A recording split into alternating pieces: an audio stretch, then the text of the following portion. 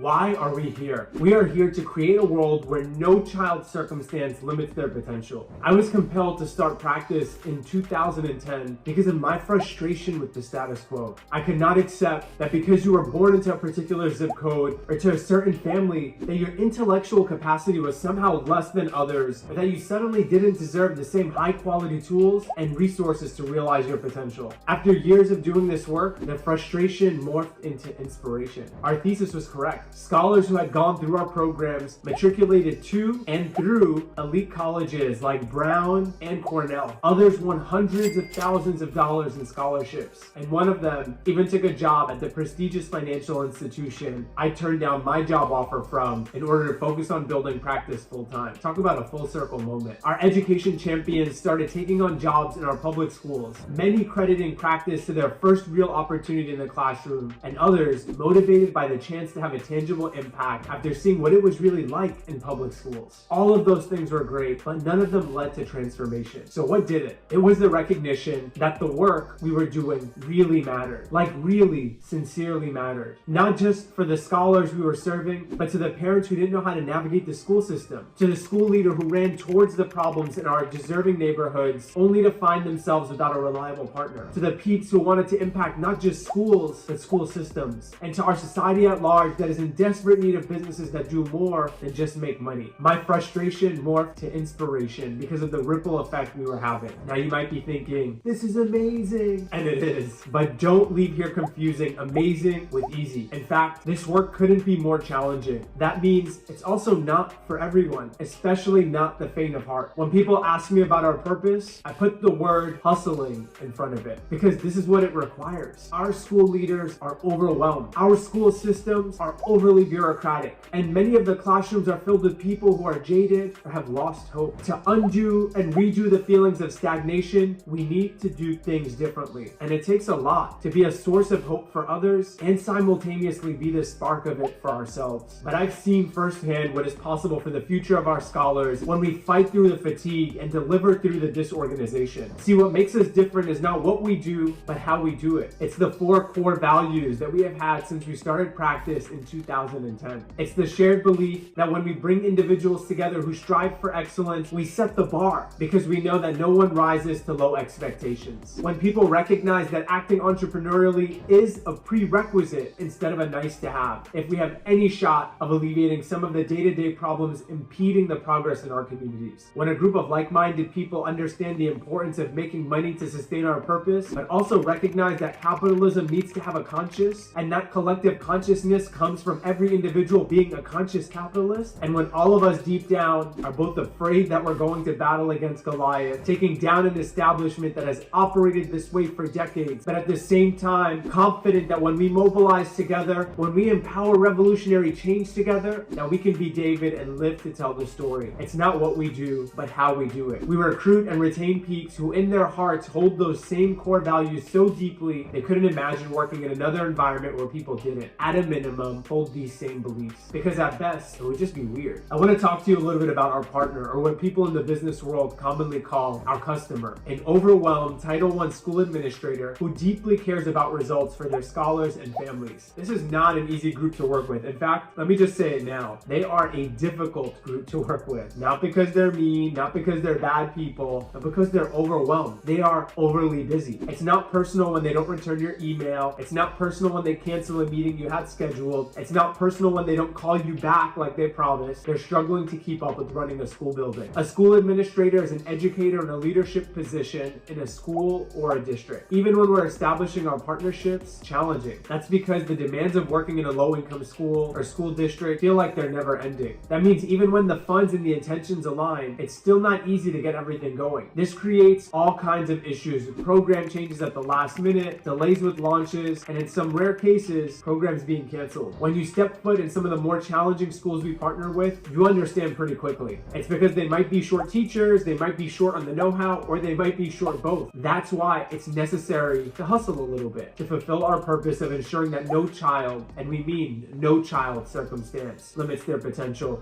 including their school circumstance. When we break through, as we often do, we're working with kindred spirits. Leaders who could have taken the easy way out and taught at a high-achieving school in an affluent school district, but instead chose the harder route to make a difference endorsements for the scholars and families that needed it the most. Title I, for those of you who may be unfamiliar with, is the term the federal government uses as a designation for a low-income school. That's right, we focus our efforts and resources on supporting low-income schools. And you better believe it's not because we're providing anything low quality, but because that is where the greatest need is. So we work with overwhelmed Title I school administrators who deeply care about results for their scholars and families, and we, yes, that now includes you, offer them full-service partnership providing customized solutions that reliably improve scholar outcomes and experiences. We focus on giving our school partners exactly what they need by using evidence-based solutions that we're able to customize to meet their needs. These solutions range from in-person services to online, from physical test readiness curriculum to online behavior management and gradebook software. But the what has evolved over the years, and it will continue to evolve in the future as the needs of our partners evolve. When all of us show up to work every single day and we commit to ensuring no child's circumstance limits their potential, we know we need to improve the experience and the outcomes for the scholars we care so much about. At this point in your orientation, you're either a little nervous, a little excited, or a little bit of both. That's a good thing. Or you've completely tuned me out. If you're in the latter group, I want to invite you to reconsider whether practice is really the right place for you in the short term or the long term. It really is a special thing when you're among a group of smart, committed peeps who are fueled and fully committed to a purpose much larger than themselves. But it only works if every peep shares that commitment. Because again, it's not what we do that makes us different, it's how we do it. And if you've faked your way through the hiring process, which has happened before, you have an invitation to self-select out. Otherwise, we'll eventually find you and coach you out, or fellow people notice it and call you out for giving less than 110%. Trust me when I say this, it's always easier when people voluntarily recognize this was not what they thought they were signing up for. If this is your tribe, I apologize that you have to sit through that. But I want to assure you that we don't take this commitment lightly. We are working with scholars and families that deal with enough turbulence and transitions that we have to do everything within our power to identify peeps who are driven by purpose instead of people who just want to exacerbate problems, especially in an environment where our management philosophy is more aptly described as monitoring than it is micromanagement. That's right, we identify smart, hardworking peeps. We align on why we're here and what we are here to do, and we empower you. We largely stay out of your way unless you ask us for help or we notice behaviors that create a cause for concern. I want to close here by just putting into perspective how special this opportunity is that we all have. It's not every day we find a space where we could be of such service to others. I've had people ask me if there was a playbook I could share with them on how I started practice, and the truth is there isn't. I half jokingly, half seriously tell them that we're blessed and highly favored. That's because things have happened for us and to us that normally don't happen for other people. I genuinely believe that the universe is conspiring with us when we're engaging in our purpose. I'm grateful that you've chosen to join us on this journey in an environment where we believe in taking care of all of our peeps, because that's just how we roll.